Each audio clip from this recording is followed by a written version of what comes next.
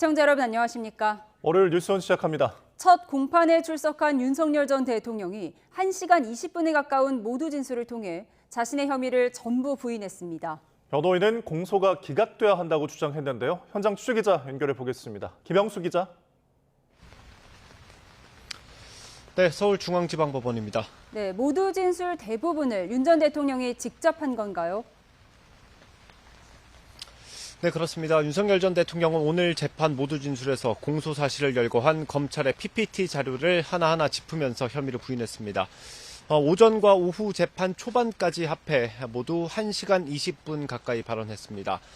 윤 전 대통령 먼저 비상계엄 선포는 평화적인 대국민 메시지였다면서 몇 시간짜리 내란이라는 게 인류 역사상 있는 것인지 되묻고 싶다고 강조했습니다. 싹 다 잡아들이라는 지시를 받았다고 한 홍정원 전 국정원 1차장의 증언은 새빨간 거짓말이라고 했고 비상입법기구 검토 의혹은 넌센스라고 주장했습니다. 윤 전 대통령은 대통령의 경우 외교 안보에 대한 정보가 장관이나 국민보다 수천 배 많기 때문에 계엄에 대한 판단은 사법심사의 대상이 아니라고도 언급했습니다. 윤 전 대통령 변호인은 공소 기각을 주장했죠? 네, 윤 전 대통령 변호인은 불법 구속이 있었다면서 공소를 기각해야 한다고 주장했습니다. 구속 취소 결정 때 논란이 됐던 구속기간 문제를 다시 짚은 겁니다. 그러면서 공소장에서는 폭동을 구체적으로 어떻게 지시했다는 것인지 알 수 없다며 피고인의 방어권 행사는 물론 법원 판단에도 지장을 줄 거라고 강조했습니다. 이 부분에 대한 변호인의 설명 과정에서도 윤 전 대통령이 발언했는데 과거 내란 사건 공소장도 나름 간명하다면서 조서들을 모자이크식으로 붙여서 피고인들의 방어권 행사가 되지 않을 거라고 언급하기도 했습니다. 현재는 모두 진술이 모두 마무리됐고요. 상관으로부터 의원들을 끌어내라는 지시를 받았다고 증언한 조성현 수방사 제1경비단장에 대한 증인 신문이 진행되고 있습니다. 네, 검찰 측의 주장도 간단하게 정리해 주시죠. 네, 검찰은 1시간 넘게 윤 전 대통령이 받는 내란 우두머리 혐의 공소 사실을 설명했습니다. 검찰은 윤 전 대통령이 법적으로 비상계엄을 선포할 수 있는 상황이 아니었는데도 군과 경찰을 동원해 헌법기관인 국회와 선관위 기능을 방해했다면서 국헌을 문란하게 할 목적으로 폭동을 일으켰다고 강조했습니다. 앞서 말씀드린 것처럼 검찰은 PPT 자료를 통해 윤 전 대통령이 비상계엄을 준비하는 과정부터 실행까지 구체적으로 설명했고요. 당시 군과 경찰이 어떻게 움직였는지까지 상세하게 나열했습니다. 검찰과 윤 전 대통령이 첫 공판부터 정면으로 맞붙은 만큼 앞으로 치열한 공방이 예상됩니다. 지금까지 서울중앙지방법원에서 전해드렸습니다. 본격적인 조기 대선 전국에 펼쳐지면서 각 당 주자들 사이에 신경전이 거세지는 분위기입니다. 국민의힘은 한덕수 차출론이, 민주당은 대선 경선 룰을 둘러싼 잡음이 빚어지면서 일부 주자들의 불참 선언도 잇따르고 있습니다. 국회로 가보겠습니다. 박정현 기자. 네, 국회입니다. 네, 국민의힘부터 알아보겠습니다. 최근 당 내부에서 한덕수 대통령 권한대행의 출마론이 확산하고 있는데 지금 분위기 어떻습니까? 네, 최근 한대행을 지지하는 국민의힘 의원이 50명을 웃돈다는 주장까지 나올 정도로 한대행 차출론은 커지는 분위기입니다. 각 후보들은 불편한 속내를 감추지 않고 있습니다. 홍준표 전 대구시장은 라디오 인터뷰에서 한대행의 출마 얘기 자체가 상식에 반하는 정치 행태라 언급 자체를 하고 있지 않다고 일축했고, 한동훈 전 대표는 한대행 차출론을 해당 행위라 규정하며 선거 승리가 아닌 기득권 연명을 위한 당 일각의 움직임이라 깎아내렸습니다. 나경원 의원도 한대행 출마로는 답답함에서 비롯된 이야기로 보이지만 통상 위기 속 한대행이 할 일이 너무 많다며 흔들어선 안 된다고 날을 세웠습니다. 당 지도부도 수습에 나선 모습입니다. 권성동 원내대표는 조금 전 의원총회 뒤 기자들과 만나 한대행 출마를 개인적으로 권유하는 건 당의 경선을 좀 더 풍부하게 하자는 차원이지만 의사가 없는 분에게 계속 얘기를 하는 건 경선 흥행에 찬물을 끼얹는 행위라고 우려했습니다. 다만 경선 룰을 비판하며 경선 불참을 선언한 유승민 전 의원을 겨냥해선 자신에게 유리하게 만들려 당원 단규까지 위반하면서 규칙을 만들란 자체가 대단히 잘못됐다고 비판했습니다. 이런 가운데 당 선관위는 오늘부터 이틀간 대선 경선 후보 등록 신청을 받습니다.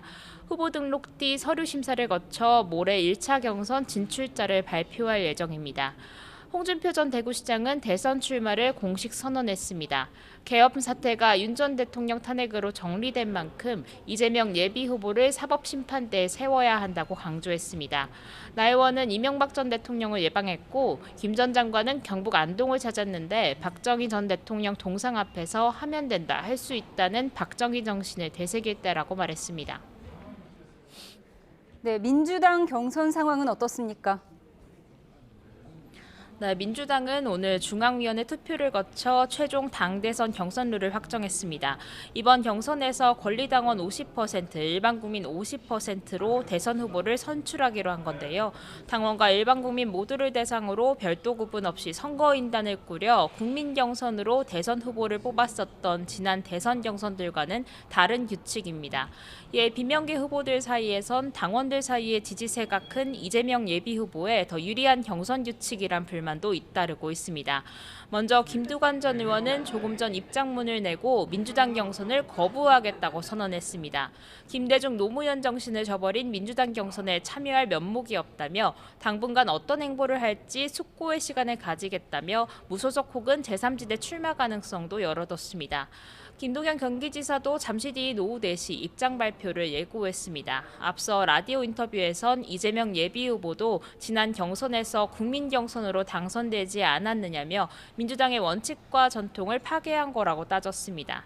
다만 김경수 전 지사는 당의 결정을 따르겠다는 입장 외에는 추가 의견을 내놓진 않고 있습니다. 민주당 당 차원에선 이 같은 논란에 분명히 선을 긋고 있습니다. 급박한 일정 속 기존 방식대로 선거인단을 모집할 충분한 시간 확보가 불가능했다며 특정 후보의 유불리는 전혀 따지지 않았다는 점을 거듭 분명히 하고 있는데요. 이러한 가운데 이 예비 후보는 출마 선언 뒤 첫 행보로 오늘 국내 AI 반도체 기업을 방문했습니다. 이 예비 후보는 이 자리에서 AI는 세계 경제의 판도를 바꿀 게임 체인저라며 관련 예산 지원을 대폭 강화하겠다고 약속했습니다. 김경수 전 지사는 경남으로 내려가 노무현 전 대통령 묘역을 참배하고 문재인 전 대통령을 예방했습니다. 지금까지 국회에서 YTN 박정현입니다. 지난주 1,500원대 진입을 눈앞에 뒀던 원달러 환율이 급속히 내려가 한때 1,420원대 초반까지 하락했습니다. 달러와 약세 흐름 때문인데 장중 최저가 기준으로는 지난해 12월 이후 넉 달 만에 최저를 기록했습니다. 취재기자 연결해서 자세히 알아보겠습니다. 류화동 기자, 환율이 이처럼 내려간 이유는 뭘까요? 미국의 공격적인 관세 정책 영향으로 미국 경기와 달러화 전망이 급속히 안 좋아졌기 때문입니다. 고관세로 미국 수입 물가가 오르면 인플레이션이 발생하고 달러화 가치는 떨어질 수밖에 없습니다.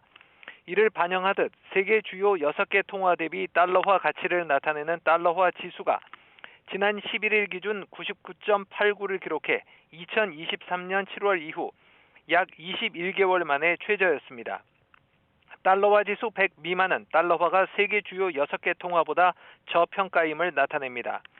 이 때문에 지난 9일 1,487.5원까지 오르며 2009년 3월 이후 최고를 기록했던 원달러 환율이 오늘 1,428원으로 출발했습니다. 장 초반 1,423.8원까지 내려갔다가 오후 3시 반 기준으로 1,424.1원을 기록했습니다. 장중 최저가 기준으로는 비상계엄 사흘 후인 지난해 12월 1,414.7원 이후 넉 달여 만에 최저였습니다. 환율이 이렇게 내려간 것은 다행이지만 미중 간 관세전쟁 격화 등 변수가 있어 아직 안심하긴 이릅니다. 환율이 급속히 내려가면서 증시도 탄력을 받았습니다. 지난주 금요일 약세였던 우리 증시는 오늘 상승으로 마감했습니다. 코스피는 0.89% 오른 채 출발해 0.95% 오른 2,455.89로 장을 마쳤고 장중 2,460선까지 올랐습니다.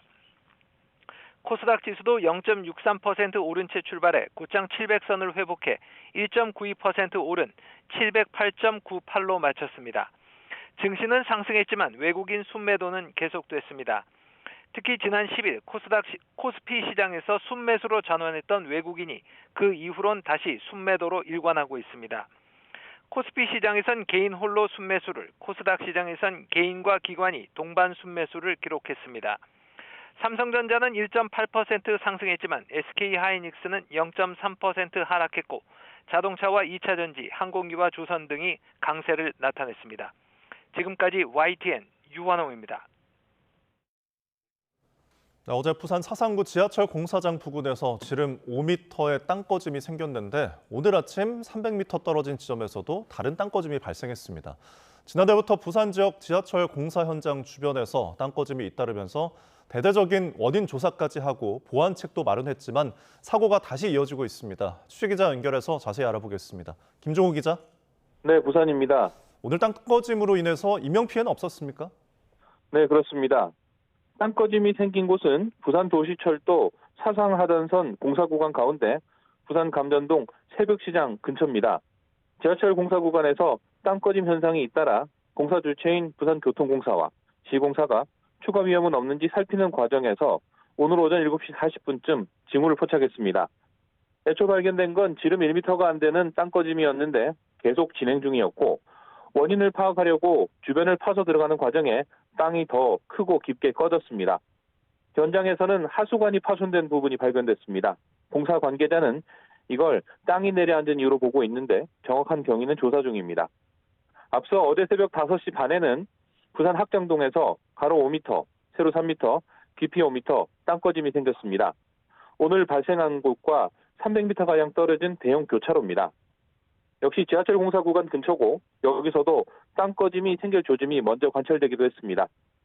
부산시는 하수박스에 매입된 통신관로 연결부가 부서져 빗물이 오랫동안 새면서 사고가 난 거로 추정하고 긴급 복구 작업을 벌였습니다. 현재는 복구 작업이 끝나고 차량이 정상 통행 중입니다. 부산 사상하단선 공사 현장에서는 지난해부터 잇따라 땅꺼짐 현상이 나타났습니다. 특히 지난해 9월에는 대규모로 발생해 트럭 2대가 8m 아래로 추락하는 사고까지 났습니다. 해당 공사는 내년 완공이 목표인데 땅꺼짐 사고가 잇따르면서 주민 불안이 커지고 있습니다. 부산시는 지난해 사고 이후 지하사고조사위원회를 꾸리고 원인을 조사해 지난 2월에 결과를 발표했습니다. 지하철 공사 설계나 시공에는 문제가 없지만 전에 없던 폭우 등 급변하는 기상 상황이 규정에 반영되지 않았다는 내용입니다. 일부 보완책도 마련했지만 아직 다 적용되진 않아서 앞으로도 언제든 땅꺼짐이 이어질 수 있다는 게 문제입니다. 지금까지 부산에서 YTN 김종호입니다. 네, 계절이 다시 겨울로 역주행한 듯합니다. 주말부터 곳곳에서 돌풍을 동반한 비와 눈이 내리고 있는데요. 서울에서도 이례적으로 4월 눈이 관측됐는데 118년 만에 처음이라고 합니다. 취재기자 연결해서 자세한 내용 알아보겠습니다. 정혜은 기자, 계절이 거꾸로 가는 듯한데요. 서울에 이 시기에 눈이 내린 건 관측 이래 처음이라고요? 네, 그렇습니다. 서울의 지난 주말과 휴일 사이 비가 눈으로 바뀌어 내리면서 적설량이 기록됐는데요. 4월 중순에 관측될 정도로 눈이 내린 건 기상 관측 이래 118년 만에 이번이 처음입니다. 특히 올해 송월동 공식 기상관측소에서 일요일 새벽에 내린 눈의 양이 최고 0.6cm 관측됐습니다. 이 기록은 4월 기준으로 1위인 1931년 2.3cm에 이어서 역대 2위 수준에 해당합니다.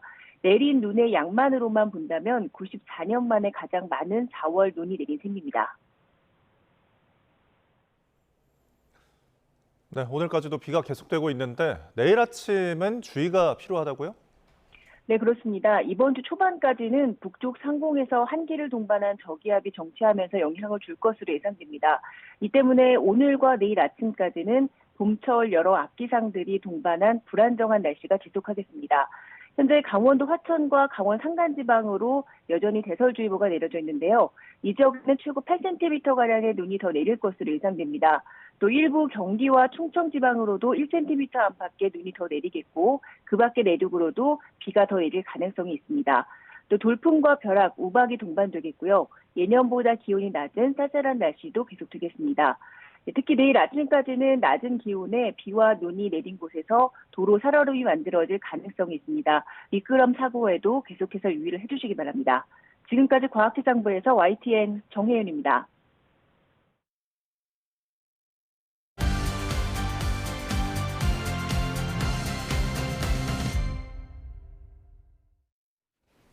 정치의 겉과 속을 들여다보는 정치온 시작합니다. 오늘은 전용기 더불어민주당 의원, 이준우 국민의힘 대변인, 그리고 배종찬 인사이트K 연구소장 세 분과 함께 50일 남은 조기 대선 전국 다각도로 분석해 보겠습니다. 세 분 어서 오세요. 안녕하십니까.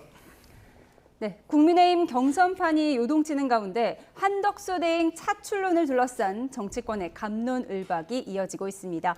한덕수 권한대행에 이어 양당 의원의 목소리 듣고 오시죠. 각 부처 장관들께서는 이해관계자의 우려 등 여러 어려움이 있겠지만 오직 국익과 국민만 생각하며 미측이 제기하는 각종 비관세 장벽 및 협력 프로젝트 등에 대한 전략적 대응 방안을 구체화시켜 주시기 바랍니다.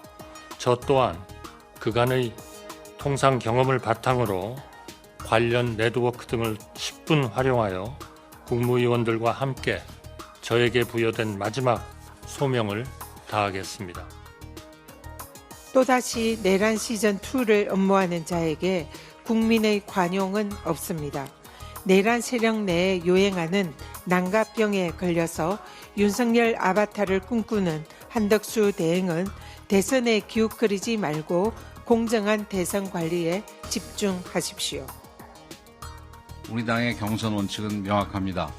모든 후보는 같은 출발선에 서야 하고 같은 기준 아래 경쟁해야 합니다. 특정인을 옹립하는 일도 누구의 불이익을 주는 일도 없을 것입니다. 우선 우리 유쾌한 캠프에 찾아주신 기자분들께 감사 말씀 드립니다. 날씨도 궂은데 고맙습니다. 민주당의 원칙인 국민 경선제가 무너진 점에 대해서 대단히 안타깝습니다. 무엇보다도 국민 여러분께 실망을 시켜드린 점이 아주 뼈아픕니다. 무거운 마음이지만 당원 여러분들께서 결정을 해주신 만큼 경선룰 정해진 것 따르고 수용하도록 하겠습니다. 밭을 가리지 않는 농부의 심정으로 당당히 경선에 임하겠습니다. 새로운 대한민국을 만들겠다는 비전과 정책으로 경쟁하겠습니다.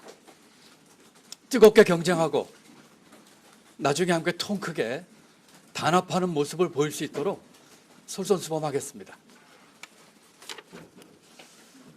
우리 여러 가지 그동안에 일들이 있었지만 오늘 이후로는 가슴에 접고 있도록 하겠습니다. 국민 여러분만 보고 열심히 뛰겠습니다. 네, 김동연 경기도지사의 기자회견 내용 듣고 오셨습니다. 그동안 민주당 경선 룰에 반발하는 내용의 기자회견을 했었는데요. 오늘 회견에서는 50대 50의 경선 룰을 받아들이겠다는 내용으로 지금 발표를 했습니다. 조금 내용을 정리해드리겠습니다. 민주당 원칙인 국민 경선제 100%가 무너진 점을 안타깝게 생각한다. 무거운 마음이지만 당원의 결정에 따라 경선 룰을 수용하겠다고 말했습니다. 밭을 가리지 않는 농부의 심정으로 경선에 임할 것이고 뜨겁게 경쟁하고 통 크게 단합하겠다고 말했습니다. 더 자세한 소식은 들어오는 대로 추가로 전해드리도록 하겠습니다. 네, 앞서 민주당 전현희 최고위원의 목소리를 듣고 오셨는데요. 한덕수 대행을 향해서 다음 대통령은 나인가? 이른바 난가병을 거론했습니다. 내일까지가 국민의힘 경선 후보 등록일이니까 한덕수 권한대행이 우선 국민의힘 경선에는 참여하지 않는 거죠? 네, 그렇습니다. 내일 마감인데요. 사실상 뭐 이제 마감 등록을 준비해서 마감한다는 건 좀 힘들 것 같고요. 한덕수 권한대행의 지금 현재 과제는요. 대통령 선거에 사고라든가 부정이 없이 잘 치를 수 있도록 관리 감독하는 게 가장 큰 임무일 겁니다. 그리고 지금 트럼프 대통령이 주도하고 있는 관세 정쟁에서 잘 대응하는 것, 이게 두 가지 목표가 되겠죠. 한덕수 권한대행이 지금 대선에 견눈질 하고 있지 않기 때문에 좀 지지율이 나오는 것이고요. 만약에 대행께서 그 대선에 관심을 가지고 견눈질 했다 그러면 오히려 지지율이 더 떨어졌을 겁니다. 그런 상황이라고 좀 말씀드리면서 또 하나 한덕수 권한대행에 대해서 어떤 움직임에 대해서 민주당이 너무 민감하게 반응한 것 같아요. 그러니까 이게 거꾸로 얘기하면 이재명 대표가 상당히 가장 껄끄러운 상대라는 것을 반증하는 그런 모습이 아닐까 생각이 들고요. 아마 민주당에서 말을 아마 할 때마다 아마 한덕수 권한에 대해서 없던 관심도 끌어올리는 그런 효과가 생기고 있다 말씀드리면서 난가병 마지막 말씀드리면요. 저는요 이재명 대표의 말로 난대병 이번 대선은 바로 난대 감히 누가 나에게 도전하는가라는 그런 난대병이 걸리신 분이 난가병을 얘기할 자격이 없다 생각합니다. 예, 이재명 전 대표가 난대병이라고 말씀하셨어요. 민주당에서는 한덕수 대행을 향해서 당장 거취 정해라 이렇게 얘기를 하고 있잖아요. 그렇습니다. 기본적으로 한덕수 권한대행이 지속적으로 국민의힘이나 어쨌든 대선 후보로 거론되는 것 자체가 저희는 넌센스라고 보고 있습니다. 기본적으로 윤석열 대통령이 파면됐습니다. 그리고 그 파면의 일말적인 책임은 한덕수 권한대행에도 저희는 있다고 보거든요. 기본적으로 12.3 계엄이 있었던 날 한덕수 대행은 국무총리로서 그 12.3 계엄을 막지 못했던 것, 그리고 본인은 비록 헌법재판소에서 파면 결정이 안 났지만 일말의 책임감을 느끼고 있지 않나 하는 물음에는 한덕수 대행은 뚜렷한 답변을 하지 않았던 걸로 보았을 때 한덕수 권한대행이 다음 대통령 후보로 거론되는 것 자체가 국민들로 하여금 납득이 되지 않는다고 저희는 보기 때문입니다. 사실 얼마나 반성을 하지 않는가에 대한 지표로 한덕수 권한대행의 출마를 보고 있는 것입니다. 기본적으로 대통령의 파면이면 국무총리로서의 역할은 사실상 끝났다고 봐야 되는데 그것을 본인이 한번 출마해보면 승산이 있을까라고 저울질 해보는 것 자체가 저희로서는 인정하기 어려운 것이고요. 사실 껄끄럽다고 말씀해 주시는데 껄끄러운 게 아니고 반성을 하라는 겁니다. 그렇게 불법적인 내용들을 방치하고 막아내지 못했던 것에 대해서 책임을 우리는 확실하게 물을 것이다. 그리고 국민들도 그 책임을 가볍게 여기고 있지 않을 것이기 때문에 저희는 출마를 검토하는 것 자체가 오히려 문제점이 될 수 있다라고 하는 측면에서 한덕수 권한대행을 비판하는 것이지 오히려 저분이 나와서 우리에게 위협이 된다 이런 측면은 전혀 아니다는 말씀 위협이 되는 드리겠습니다. 건 전혀 아니다. 한덕수 대행을 둘러싼 무소속 출마 그리고 신당 창당 이야기까지 사그라들지 않고 있는데요. 오늘 오전에 한덕수 대행 인터뷰를 보면 마지막 소명을 다하겠다 이런 내용이 있습니다. 어떤 뜻일까요? 또 원론적인 이야기를 한 거죠. 권한 대행으로서 지금은 통상 또 민생 안전에 신경 써야 된다라는 그 점을 원론적인 입장으로 이야기를 한 것이고. 마지막 소명이라고 해서 이목이 집중됐어요. 그렇죠. 그러니까 마지막 소명이니까 이걸 해석할 여지가 있습니다. 그러니까 마지막 소명이니까 딴 눈 팔지 않고 오로지 권한 대행의 임무를 마무리하겠다고 해석을 해야 될지 아니면 빠른 시간 내에 마지막 업무 마무리를 하고 대선에 출정하겠다는 의미인지. 예.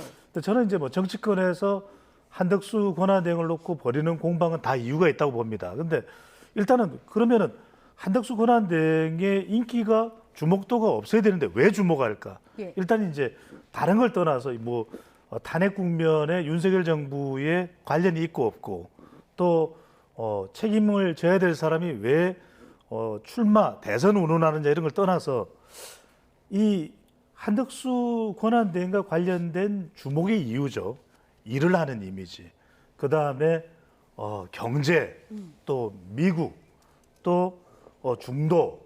그러니까 중도가 이런 일하는 이미지, 경제, 미국에 대한 관심도가 매우 높거든요.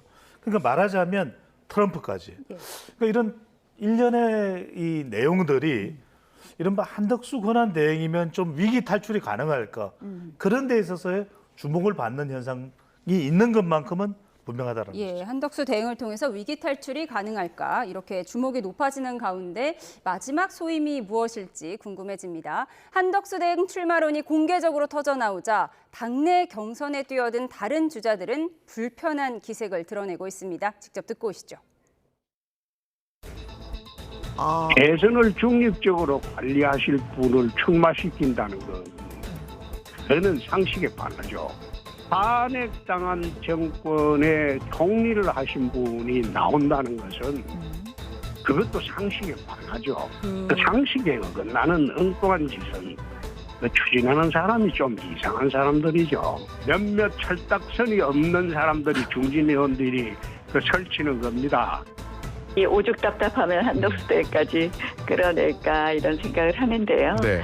일단은 지금 대행으로서 하실 일 굉장히 많으실 것 같습니다. 뭐 자꾸 나와라 말라 하니까 예. 하실 일 많으신데 예. 많이 너무 흔드는 거 아닌가. 당내 기득권 세력들이 예.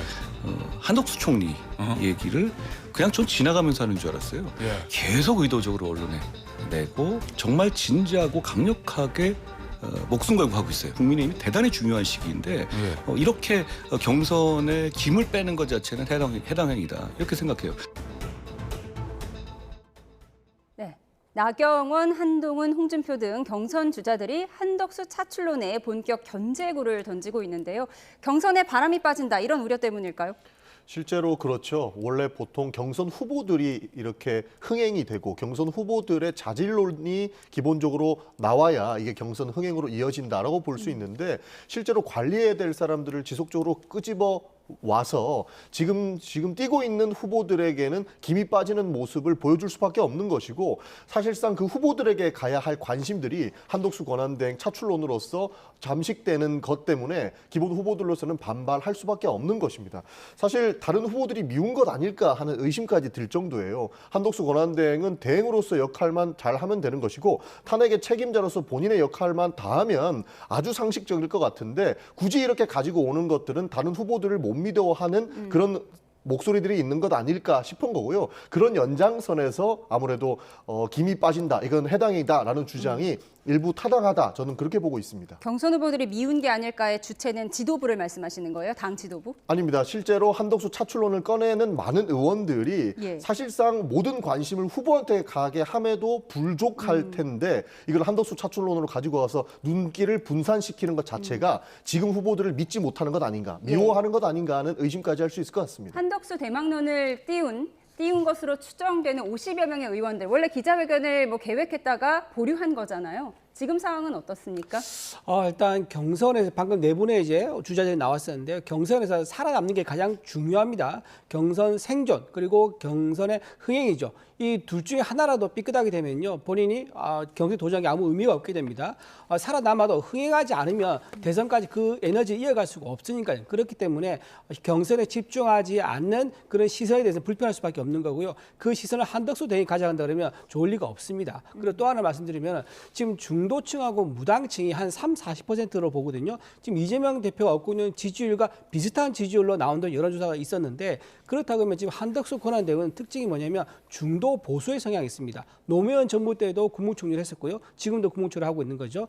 중도 보수의 카드가 살아있다는 것 자체가 지금 경선에 출마한 후보들이 중도 보수의 무당층, 중도층의 마음을 가져와야 되는데 그걸 못 가져오게 되는 거예요. 그래서 빨리 입장을 저지면 좋겠다는 게 그 경선 주자들의 마음이 아니겠느냐 생각합니다. 예, 50여 명 의원들이면 사실 현역 의원 절반 수준인데 이 절반 수준의 의원들이 한덕수 대망론 띄운 건 맞습니까? 홍준표 전 대구시장은 철딱선이 없는 몇 명의 의원들일 뿐이다. 오늘 이렇게 평가절하했거든요. 원래 그 연판장 돌리거나 세금 받잖아요. 그러면은 야야야 여기 했으니까 너도 해. 이런 식으로 해서 서로 부풀려서 좀 얘기를 합니다. 그래서 50명이라는 썰은요, 제가 보기에는 그만큼 참여하는 의원이 많다고 주도하는 쪽에서 아마 5명 모아놓고 50명을 부풀릴 수도 있는 거기 때문에 그런 그렇게 참고해서 보셔야 될 것 같습니다. 예, 사실 성일종 의원이 개인 명의의 성명만 올렸어요. 지금은. 그럼 상황을 어떻게 보세요? 그렇죠. 근데 중요한 건 지지율일 거예요. 아직까지는 한덕수 현상이 지지율에 우뚝 서 있는 상태는 아닙니다. 예. 근데 앞으로는 이 짧은 대선 기간 동안의 지지율일 거예요. 지지율이 국민의힘에서 거론되고 있는 대선 후보보다 앞선다. 양자 대결에서 첫 번째, 한덕수 대 이재명 이 대결에서 어떤 결과가 나오는지가 매우 중요할 거예요. 두 번째는 중도층을 흡수하는 속도가 얼마나 빠르냐. 한덕수 권한대행이 그냥 지지부진하면은 그것은 더 이상 확장성이 없을 테고요. 또 마지막으로 수도권입니다.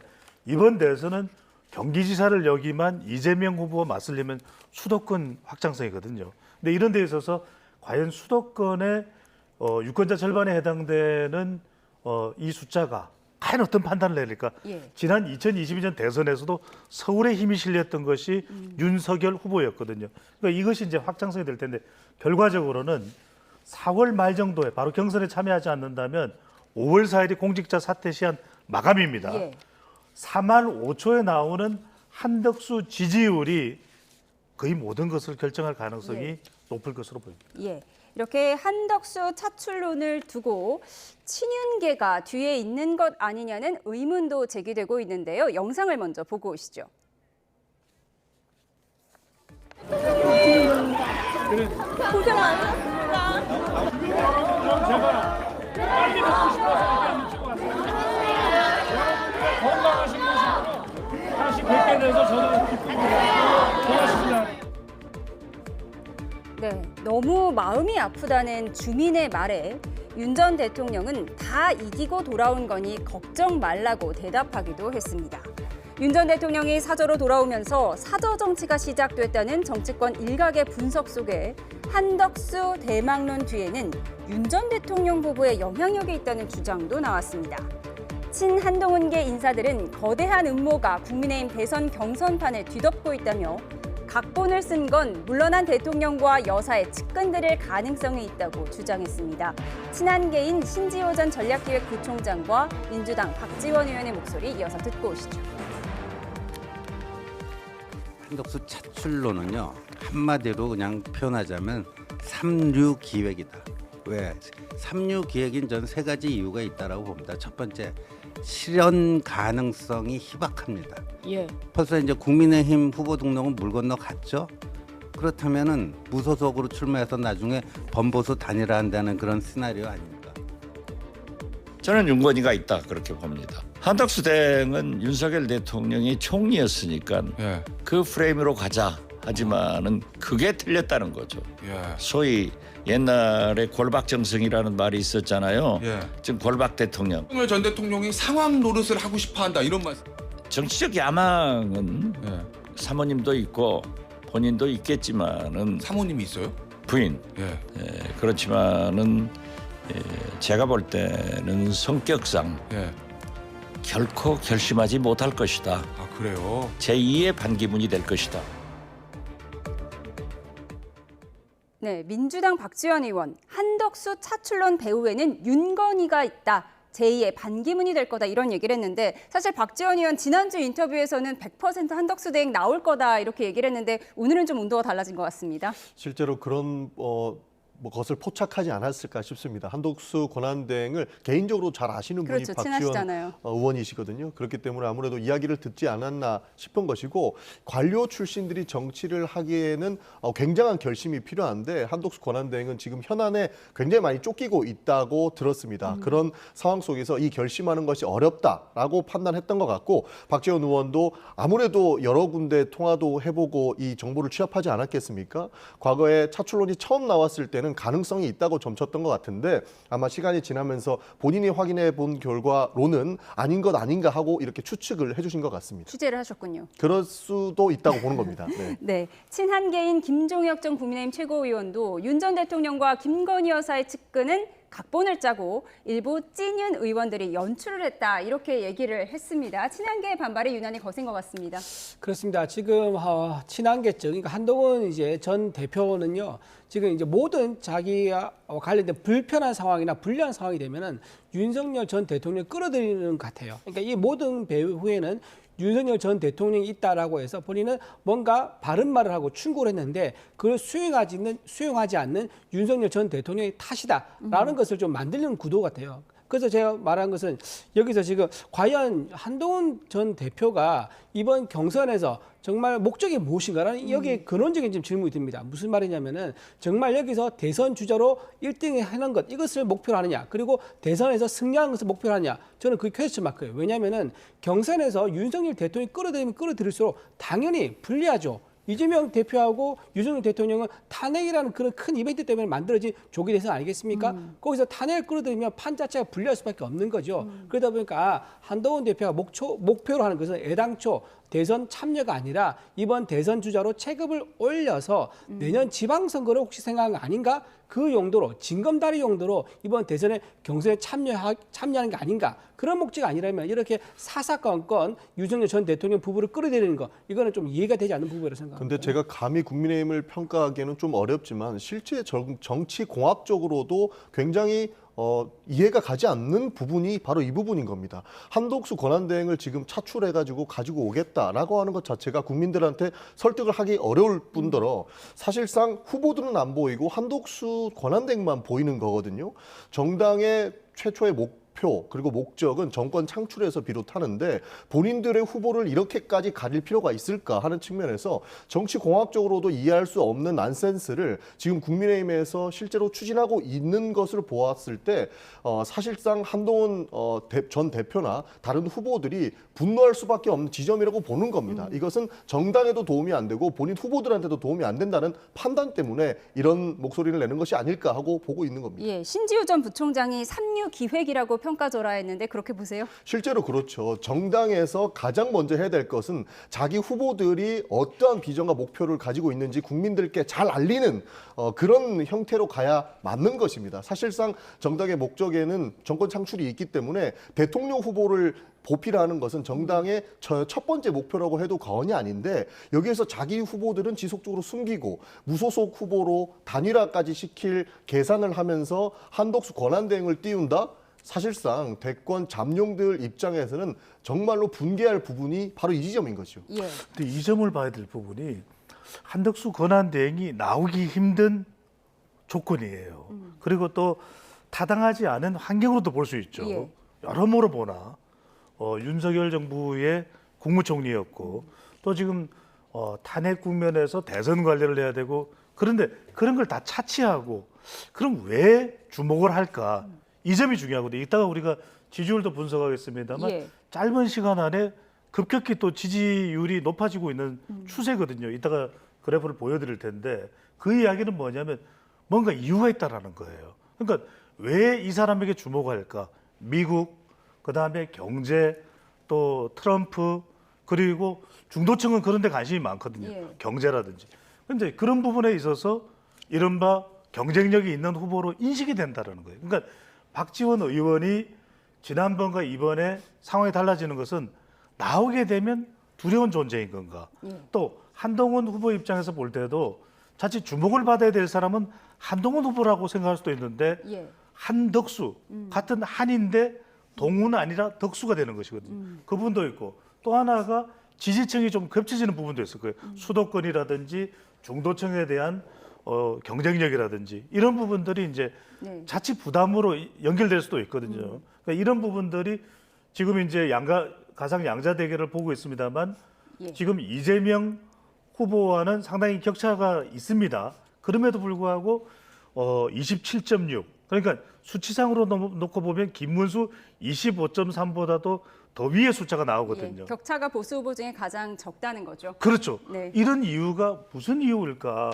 그러니까 전용기 의원이 말씀하신 대로 나올 수도 없는 조건이고 타당하지도 않은 환경인데도 이렇게 되는 결과만 놓고 봤을 때 왜 주목하는가에도 우리가 주목할 필요가 있다는 말씀이에요. 지지율은 잠시 후에 조금 더 자세하게 분석해 보기로 하고요. 어쨌든 한덕수 차출론 뒤에 윤 전 대통령 부부가 있다. 이런 지금 설이 나오는 이유는 윤 전 대통령이 지금 사저로 복귀한 그 장면을 보면 조금 추정해 볼 수 있을 것 같아요. 윤 전 대통령이 주민들을 향해서 다 이기고 돌아온 거니 걱정하지 말아라 이런 얘기를 했거든요. 어떻게 보셨습니까? 아까 잠깐 장면이 나왔었는데 그 말씀하신 대화가 이제 본인 지지하시는 이제 분한테 얘기를 한 거예요. 그러나 이제 사담 같은 거고 자기 지지하러 온 사람한테 실망을 하는 또는 김이 빠진 얘기를 할 수 없지 않습니까? 그러니까 덕담식으로 주고받는 대화인데 저걸 가지고 예를 들어서 만약에 윤석열 전 대통령이 SNS에 올렸다든가 아니면 저거 가지고 기자회견을 했다든가 대변인을 통해서 메시지를 냈다든가 그러면은 좀 문제가 있을 수 있겠지만 저렇게 개인적으로 대화하는 걸 멀리서 잡아가지고 오디오가 좀 따인 거 아닙니까?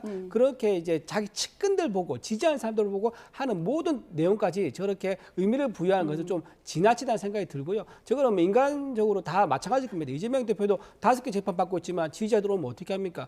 나는 재판에서 다 무죄 걱정하지 말라. 그런 얘기 할 거 아니겠습니까? 마찬가지인 거죠. 지지자에게 건넨 덕담이라고 하셨습니다. 그러나 바람직하지는 않죠. 네. 실제로 계엄이 성공했다면 어떠한 또 역사가 써여질지를 모를 내용입니다.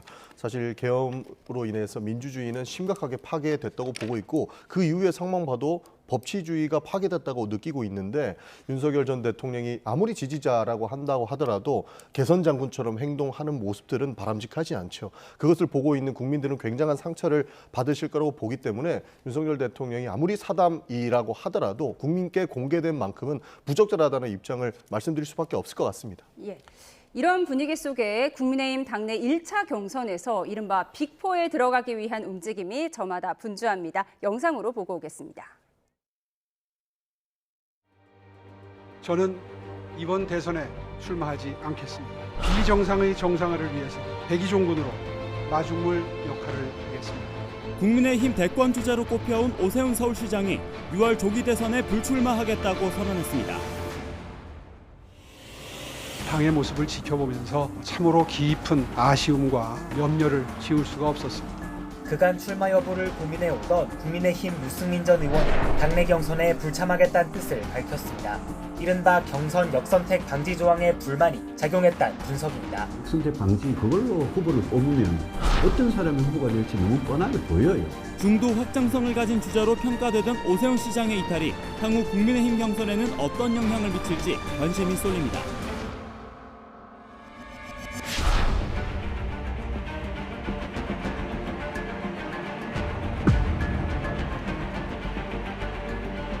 도저히 함께 할 수 없는 후보는 한동훈 전 대표 말씀하시는 거예요? 뭐 조금 그러네요. 이 탄핵을 선동했다고나 할까요? 그런 예.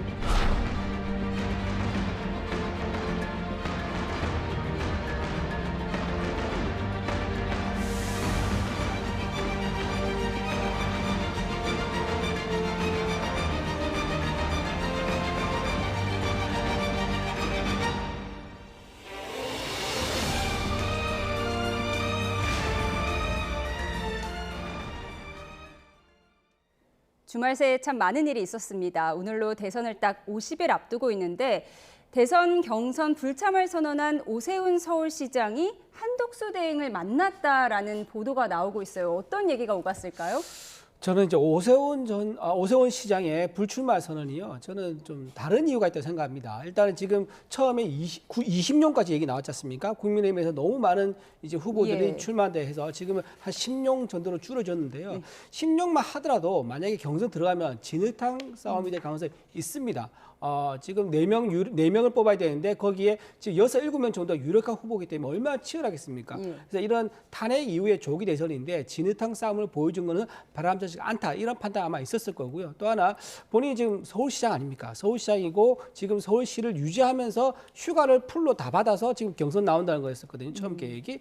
그렇다고 하면 서울시민, 1000만 서울시민들한테 선택을 받아서 서울시장을 하는데 서울시장 자리가 마치 임시 정류장, 그러니까 대권으로 가는 임시 정류장적으로 생각하는 거, 이게 굉장히 좀 나중에 내년 지방선거 생각하면 굉장히 불리할 수 있죠. 그 오세훈 서울시장은 지난번에 본인 스스로 서울시장을 그만뒀다가 10년간 박원순 전 시장한테 서울시장을 내줬지 않습니까?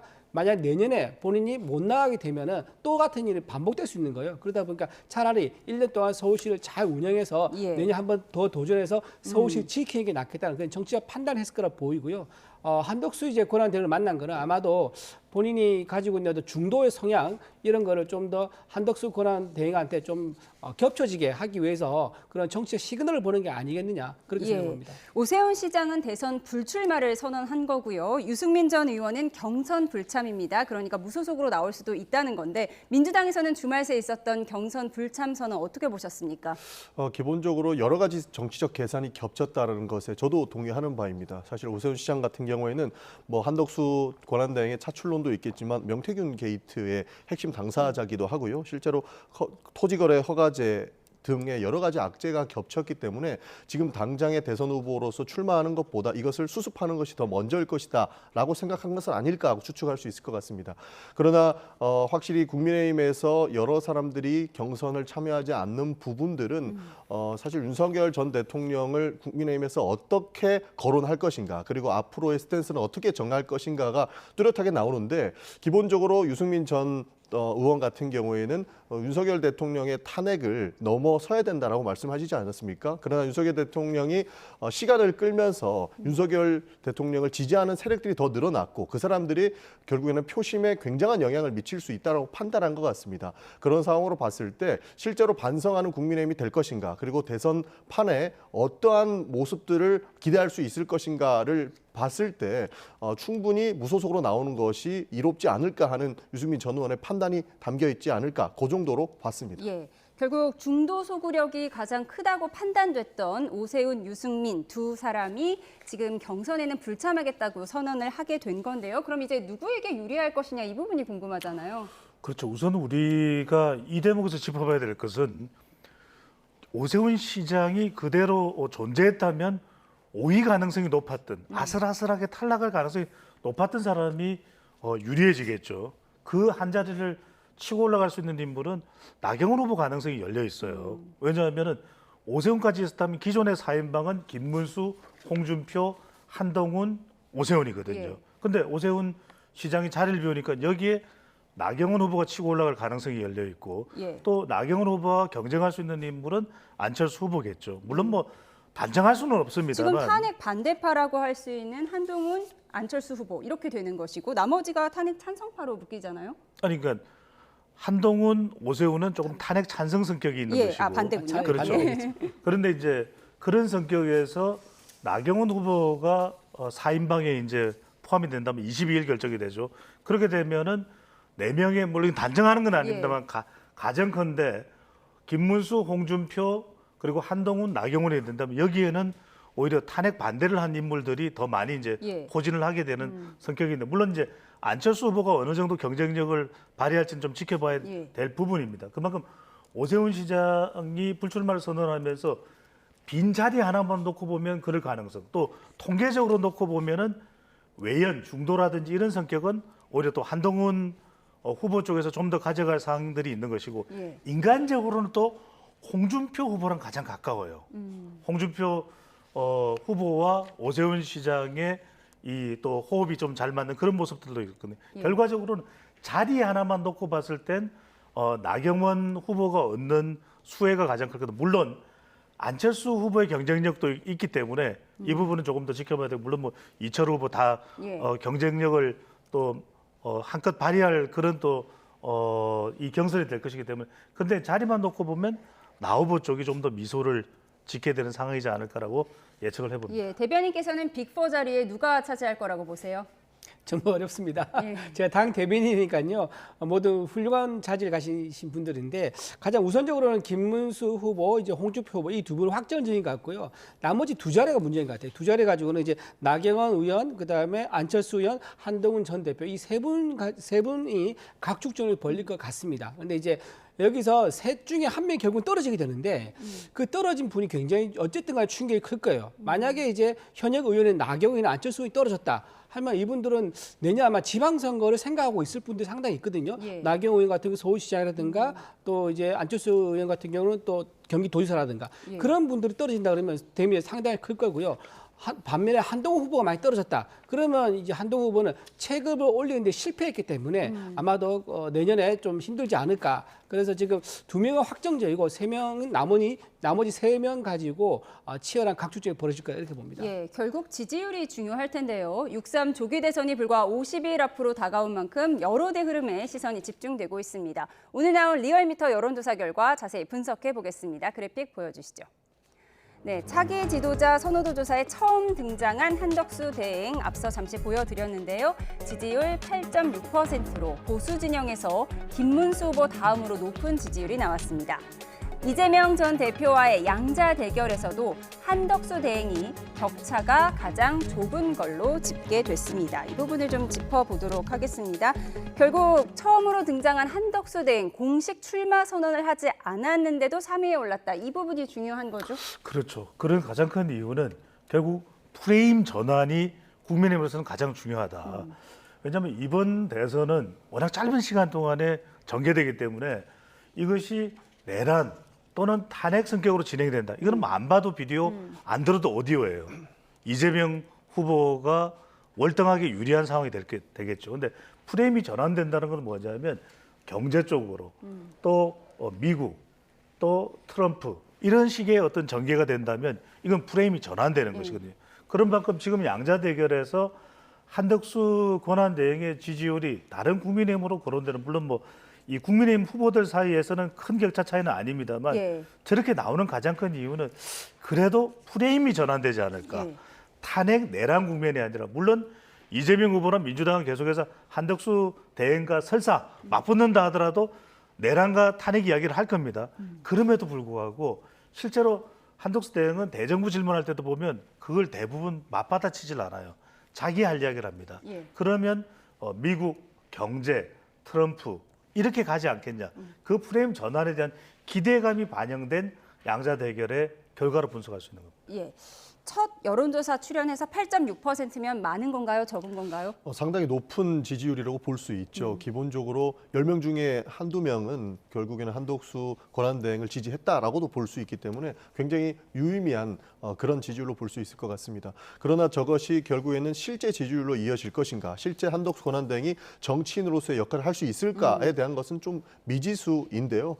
기본적으로 윤석열 대통령, 전 대통령을 향한 그 지지율이 결국 한덕수 권한대행으로 이어졌다라고 볼 수 있기 때문에 사실상 유의미한 그런 지표라고 볼 수는 있겠지만 한덕수 권한대행이 실제 결심을 굳히기에는 조금 부족한 수치가 아닐까 싶습니다. 그리고 앞으로 더 올라갈 지지율보다는 아무래도 권한대행으로서의 역할을 하는 것이 본인한테 더 이익이다라고 하는 계산까지 이어지지 않을까 조심스럽게 추측을 해봅니다. 8.6% 유의미한 결과이긴 하지만 한대행이 실제로 마음을 굳힐 정도의 수치는 또 아닐 수 있다라고 분석을 하셨습니다. 대선에서의 가장 중요한 수치는요, 5입니다. 5. 네. 깔딱고개라 그러는데요. 대선에서 5% 지지율 얻기가 쉽지가 않습니다. 지금 오늘 나온 자료도 보면요, 5%가 안 되는 후보가 4명이나 됩니다. 5%를 넘게 되면은요, 자동적으로 굴러갈 수 있는 자체 동력을 가지게 됩니다. 그런데 처음부터 5%도 아닌 거의 8.6%, 거의 9% 가까운 지지율을 얻었다는 것은 자체 동력이 있다는 게 이번에 보여줬다고 볼 수 있는 거죠. 그리고 또 하나 이재명 대표와 비교를 한다면 아무래도 많은 국민들이 가지는 게 한덕수 권한대행에 대한 안정감일 겁니다.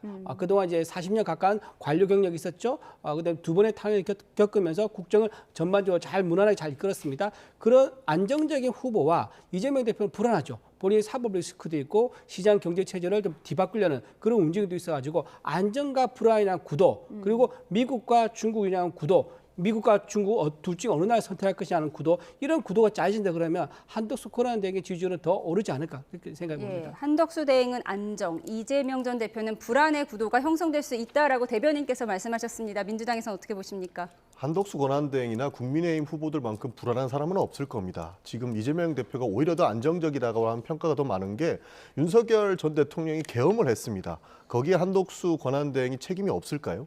한덕수 권한대행의 책임은 저는 명백하게 있다고 보는 것이고 모든 국민들이 12.3 계엄 당일은 잊지를 못합니다. 실제로 잠을 설치는 분들도 속출했다는 이야기가 나올 정도였는데 그에 대한 책임을 묻기 시작한다면 진짜 불안한 후보는 국민의힘 후보들이 될 것이다 라고 하는 측면에서 사실상 탄핵에 찬성했던 사람들이 오히려 중도층 마음을 잡기가 좋지 않을까 하는 생각까지 들 정도입니다. 그래서 불안한 후보라고 하는 부분에서는 동의할 수가 없는 것이고요. 이재명 대표의 사법 리스크 계속 운운하시는데 이것은 정치 보복에 불과한 내용들입니다. 그리고 실제로 까놓고 보니까 굉장히 많이 무죄가 나오고 있지 않습니까? 이것은 아무리 정치 보복을 하려고 해도 대한민국 민주주의는 살아있다라고 하는 반증이기 때문에 사법 리스크는 존재하지도 않을 것이라고 보고 있는 것이고 실제로 안정감 있는 후보가 민주당 후보들이 되지 않을까 하고 조심스럽게 말씀드릴 수 있겠습니다. 짧게 반박 듣고 다음 주제 넘어가겠습니다. 일반인들은 상상할 수 없는 재판에서의 어떤 그 법치주의를 훼손한 것을 했었죠. 예를 들면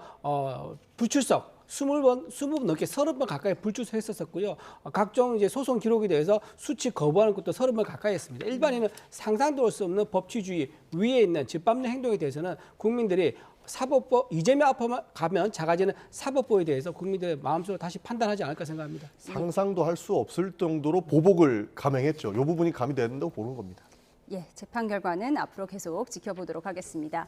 이재명 전 민주당 대표의 독주가 굳어지는 분위기 속에 조금 전 김두관 후보가 경선 불출마를 선언했습니다. 이렇게 비명계 주자들의 경선 룰에 대한 반발이 이어지는 가운데 이재명 전 대표는 대선 출마 선언 이후 첫 외부 일정을 시작했습니다. 어디로 갔을까요? 영상으로 보고 오시죠. 저로서의 최대 관심은 어떻게 하면 많은 사람들이 더 좋은 환경에서 더 나은 삶을 살게 할까라는 겁니다. 이 국가 공동체가 어떤 역할을 통해서 인공지능 사회에 대비해 나갈지를 우리가 한번 살펴봐야 될 것 같고 오늘 그 현장을 한번 이렇게 같이 살펴봤으면 좋겠습니다.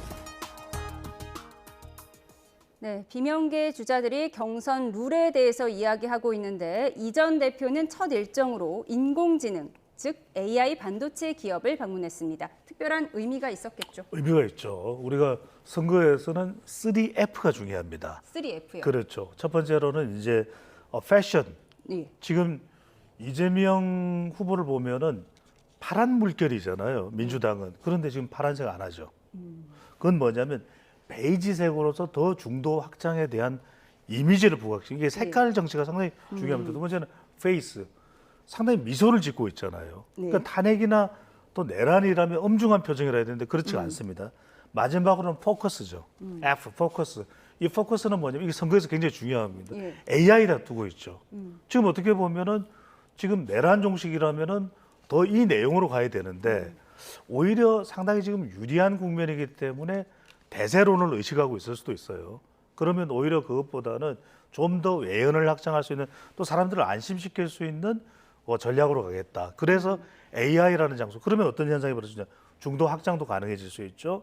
그 다음에 2030 MZ세대. 지금도 보면 젊은 세대들이 주변에 있습니다. 세 번째로는 AI라는 것이 국방 AI도 이재명 후보 언급한 바도 있지만 미래 이슈를 부각하는 겁니다. 그런데 이게 선거 막판까지 6월 3일 투표일까지 이대로 갈 수 있으면 오케이인데 3F가 페이스, 그다음에 패션, 그다음에 포커스.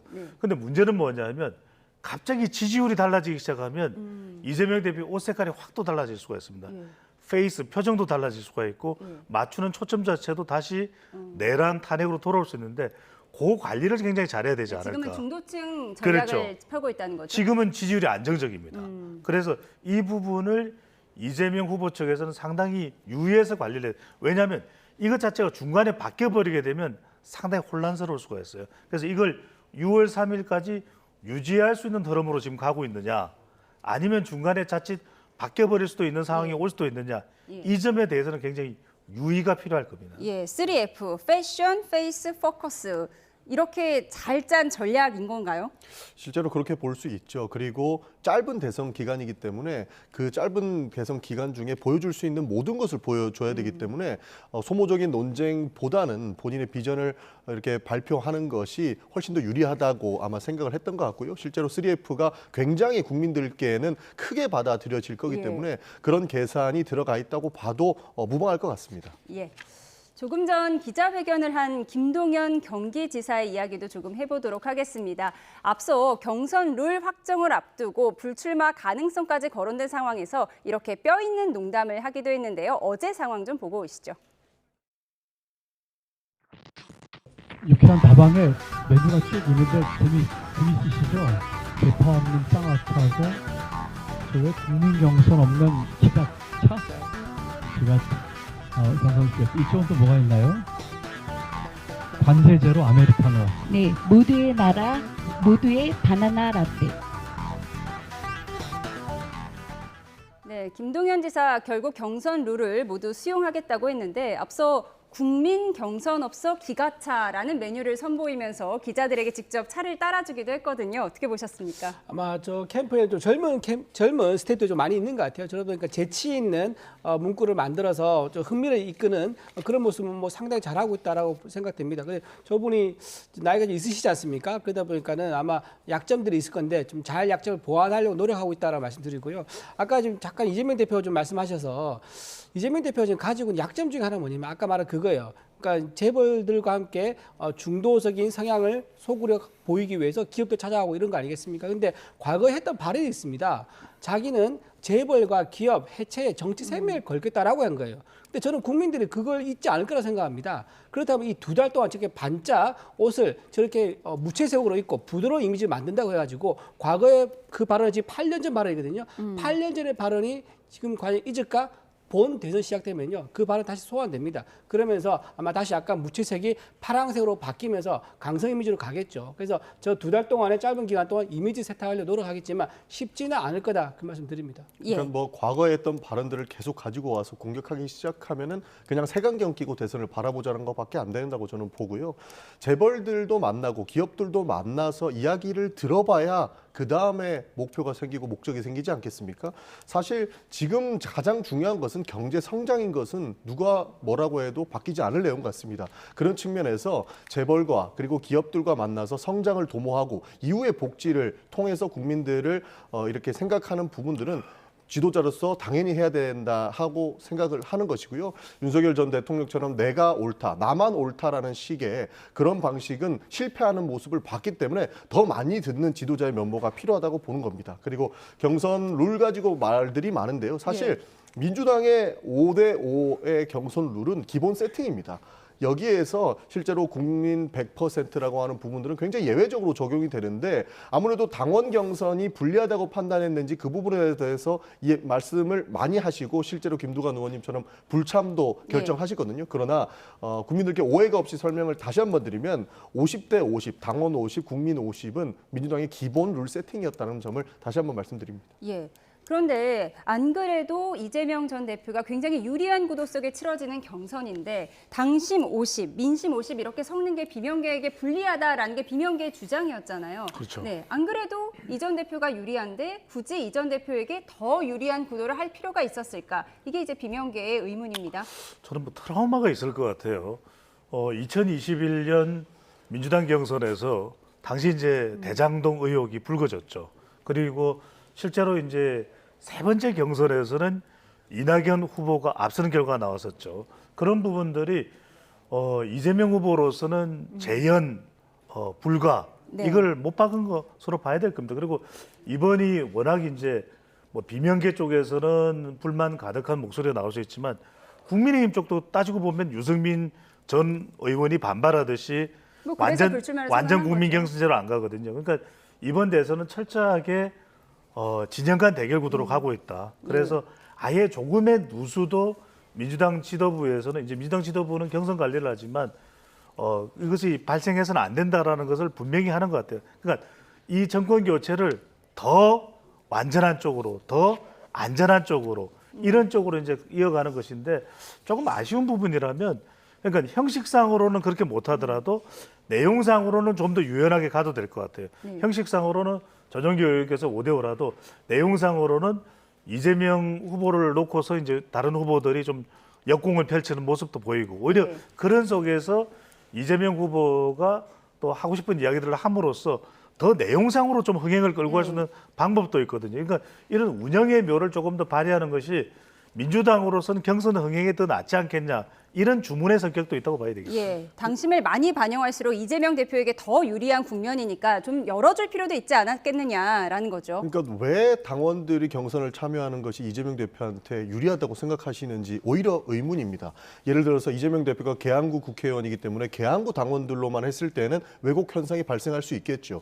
그러나 전국에 있는 당원들입니다. 전국에 있는 당원들이 선택하는 건데 이재명 대표한테 유리하다고 판단하는 것은 당심이 이재명 대표한테 가 있다라고만 보기 때문일까요? 사실 저는 그렇지 않다고 봅니다. 특정 후보에게 유불리를 떠나서 당원들이 당을 지켜왔고 당의 대통령 후보를 뽑는데 당원들에게 투표권을 주지 않는 것이 오히려 더 넌센스한 그런 상태가 아닐까 싶은 것이고 그런 식으로 유불리를 따져서 전 국민으로 확대해야 된다는 것도 사실상의 주장에 불과한 것이 절대 누구에게 유리하거나 불리하고다 하는 판단은 대통령 선거에서만큼은 저는 크게 의미가 없는 주장이다. 이렇게 보고 있습니다. 당심과 민심 반반씩 섞는 이 경선 룰 누구에게 유리하고 누구에게 불리한 건 아니다라고 말씀을 하셨는데 그럼 결국 김경수 전 지사와 김동연 지사는 경선 룰을 수용하기로 했고 김두관 전 지사는 이제 안 하기로 했으니까 결국 3명이 경선에 참여하는 걸로 결론 나는 건가요? 실제로 3명이 경선을 이룰 것으로 보고 있습니다. 그래서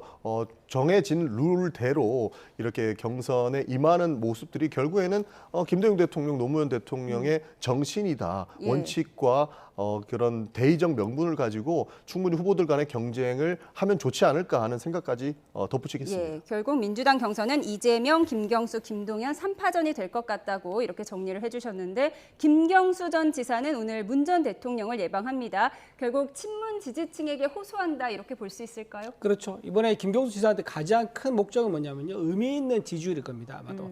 본인이 이제 경선에서 이긴다는 걸 사실 생각하기 어렵고요.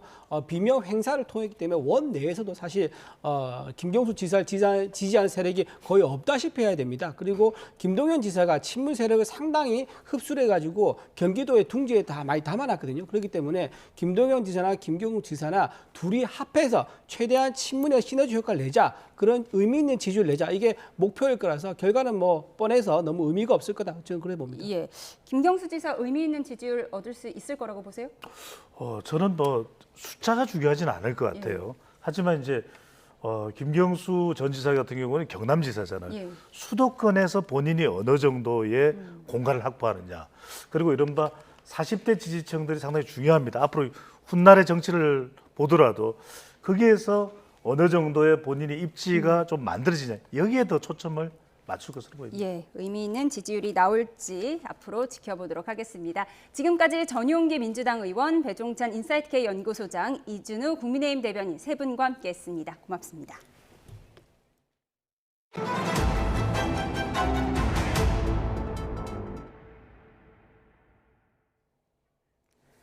신안산선 광명 구간 지하터널 붕괴로 매몰된 실종자를 찾기 위한 작업이 이어지고 있지만 안타깝게도 구조 소식은 들리지 않고 있습니다. 주민들의 불편도 커지는 가운데 경찰은 사고 원인 규명을 위해 입건전 조사에 착수했습니다. 취재기자 연결해 알아보겠습니다. 이현정 기자, 아직도 구조 소식은 없는 거죠?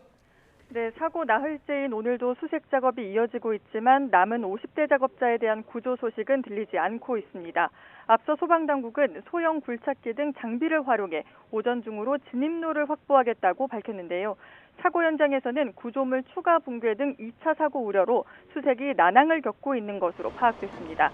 이에 따라 소방당국은 주변 안전펜스를 제거하고 추락 위험이 있는 구조물을 걷어내면서 지하 수색을 이어갈 예정입니다. 지난 주말 내린 비의 영향으로 토사 붕괴 위험도 있는 만큼 기상 상황과 안전을 고려해 신중하게 구조 작업을 진행하는 모습인데요. 경찰은 남은 실종자 휴대전화 위치 추적을 시도했지만 현재는 신호가 끊긴 상태라며 정확한 위치가 확인되지 않고 있다고 밝혔습니다. 네, 인근 주민들과 학교 상황은 어떻습니까? 네, 인근 아파트 주민들은 대부분 주말 동안 복귀한 상태입니다. 하지만 사고 지점 바로 옆에 사는 일부 주민들은 2차 사고 우려로 퇴거 명령이 내려지면서 집을 떠나 불편한 생활을 이어가고 있는데요. 이야기 직접 들어보시겠습니다. 마음 편하게 쉴 곳이 떠나니까 모든 게 다 불편하고 아직도 지금 빨리 상황이 해결돼가지고 집으로 돌아가고 싶습니다. 또 교육청은 일단 내일까지 인근 초등학교 임시 휴업을 하고 안전점검 결과를 바탕으로 연장 여부를 결정한다는 방침인데요. 안전진단 결과가 나오기까지 오랜 시간이 걸릴 것으로 보여 주민 불편은 당분간 계속될 것으로 보입니다. 이런 가운데 경찰은 오늘 붕괴 사고와 관련해 입건전 조사에 착수했다고 밝혔습니다. 시공사 포스코 ENC 등을 상대로 부실 공사 의혹과 함께 작업자 투입 과정에서 문제가 없었는지를 집중적으로 들여다볼 것으로 보입니다. 지금까지 사회부에서 YTN 이현정입니다. 네, 앞서 보신 것처럼 경기도 광명 신안산선 공사장 붕괴 현장에서는 여전히 실종자 수색이 이루어지고 있는데요. 지난 12일 지하 30m에 갇혀있던 20대 작업자 A씨가 기적처럼 구조된 바가 있습니다. 어두운 잔해 속에 그를 버티게 해준 건 초코우유 한 팩과 반드시 퇴근시켜드릴게요라는 구조대원의 약속이었는데요. 긴박했던 구조 당시 상황 어땠을까요? 사고 발생 약 7시간 뒤인 밤 10시쯤 철금 틈 사이로 하얀 안전모 하나가 보였습니다. 하반신이 파묻힌 채 움직일 수 없던 A씨, 붕괴 우려에 기계를 쓸 수가 없어서 삽과 호미를 들고 조심조심 직접 땅을 파기 시작했고요. 구조대원들은 A씨를 안심시키기 위해서 몇 살인지, 여자친구가 있는지 등 일상 대화를 나눴습니다. 6시간에 걸친 작업, A씨가 몸이 눌린 채 탈수 증상을 보이자 담요를 덮어주고 초코우유에 빨대를 꽂아 마시게 했고요. 틈 사이로 구급대원이 내려가 직접 수액도 났습니다.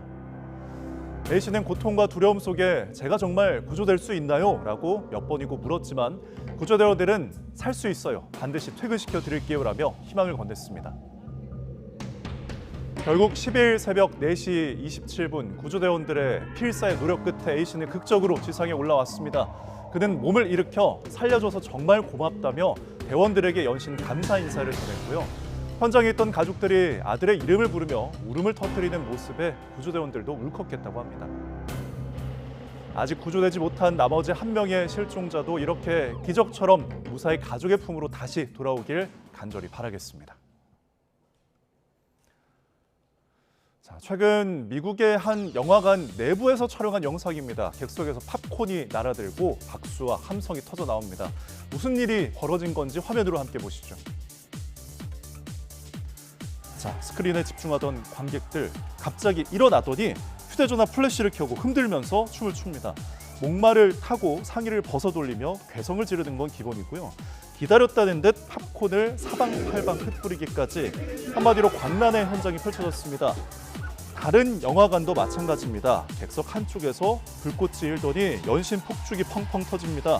순식간에 아수라장이 됐고요. 일부 관객들이 황급히 출구로 빠져나갑니다. 이런 미국 영화관의 기현상, 청소년들의 최고 인기 게임을 영화로 만든 마인크래프트 무비 때문입니다. 청소년 알파 세대의 마음을 뜨겁게 만든 건 바로 영화 속 치킨 조키를 부르는 대사인데요. 닭 위에 올라탄 아기 좀비인 치킨 조키가 등장하는 순간 청소년 관객들이 기다렸다는 듯 소리를 지르며 흥분하는 겁니다. 누가 먼저랄 것도 없이 SNS에서 퍼지기 시작한 이 반응은 알파 세대의 새로운 영화 관람 트렌드가 됐습니다. 이런 유행 현상을 두고 유쾌하다는 반응이 있지만 극장 예절에 대한 논란도 펼쳐지고 있습니다. 참여형 콘텐츠 이 정도면 문화라며 적절한 참여 트렌드를 좋게 보는 의견도 있지만 팝콘을 던지고 음료 뿌리는 건 민폐, 극장을 망치는 유행일 뿐이라며 우려의 시선이 대다수입니다. 일부 극장에선 실제로 경고방송과 함께 경찰까지 출동한 사례도 있었다고 하네요. 영화 마인크래프트 무비는 한국에서도 오는 4월 26일 개봉을 앞두고 있습니다. 광란의 치킨 조키 열풍 혹시 국내 영화관에서도 계속될지 궁금해집니다.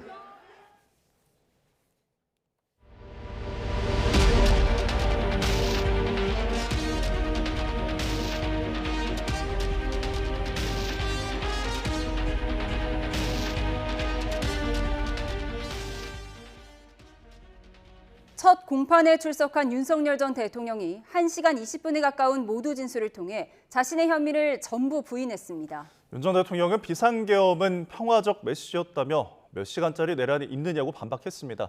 현장 취재기자 연결합니다. 김영수 기자. 네, 서울중앙지방법원입니다. 네, 모두 진술 대부분을 윤 전 대통령이 직접 한 거죠?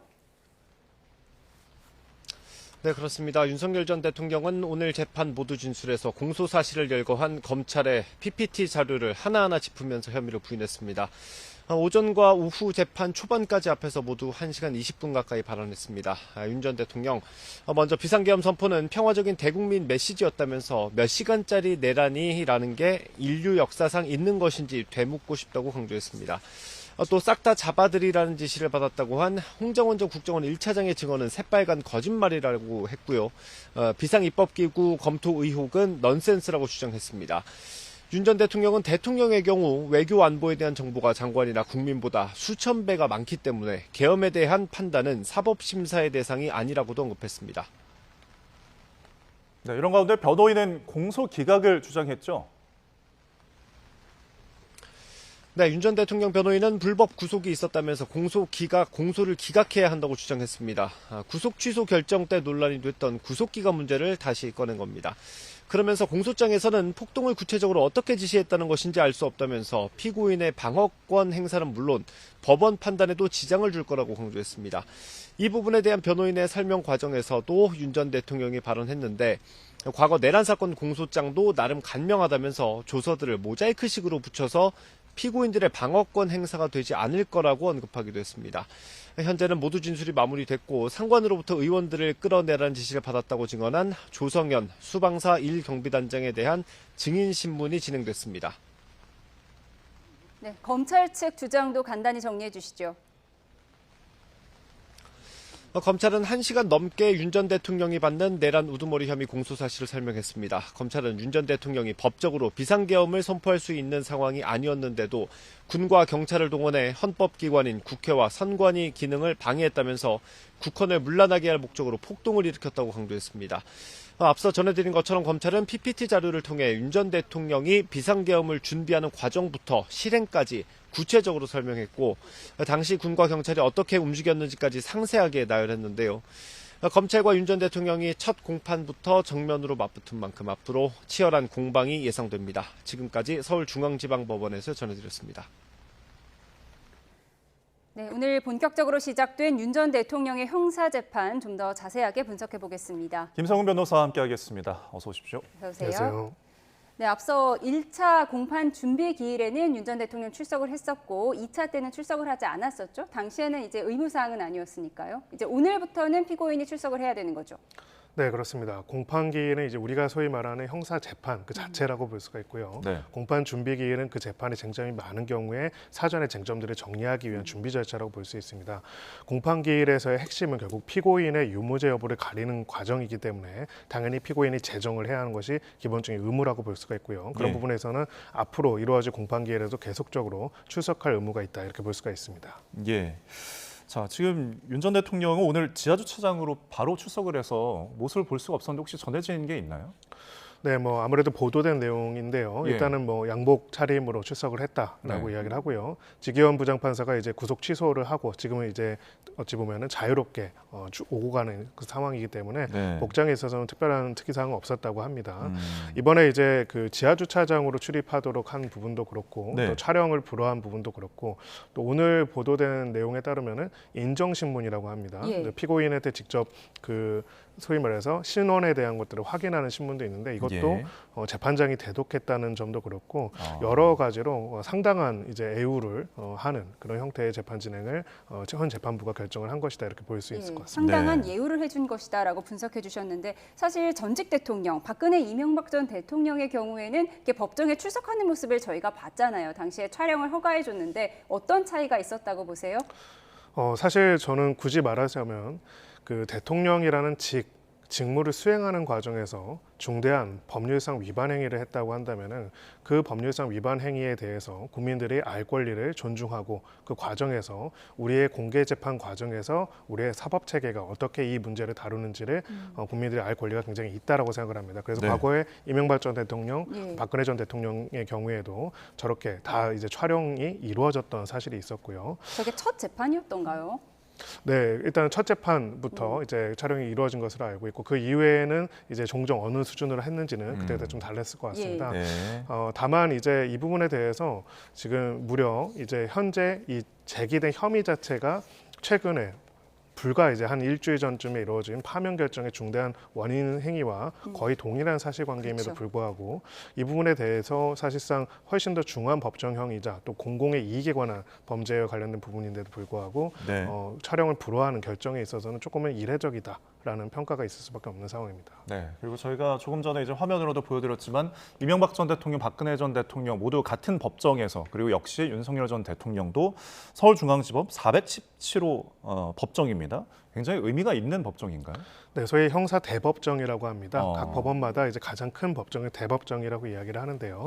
소위 말해서 중요한 사건을 다룰 때, 그리고 방청이나 여러 사람들이 많이 오는 그런 사건들 같은 경우에는 형사 대법정에서 재판을 진행했기 때문에 사실 대통령이라는 직위는 한 개인의 어떤 개인이 아니라 민주공화국 전체 국민이 가장 강력한 권력을 위임한 자리이기 때문에 그 위임한 자리에 가지고 있었던 사람이 어떠한 범죄 사실로서 재판을 받게 된다면은 그 과정이 공정하고 투명하고 또 사법체계가 제대로 작동하는지에 대해서 국민적인 알 권리들이 많이 필요한 부분들이 있습니다. 그래서 법정 방청할 수 있는 최대치의 이제 범위가 가능할 수 있도록 형사 대법정에서 진행을 하고요.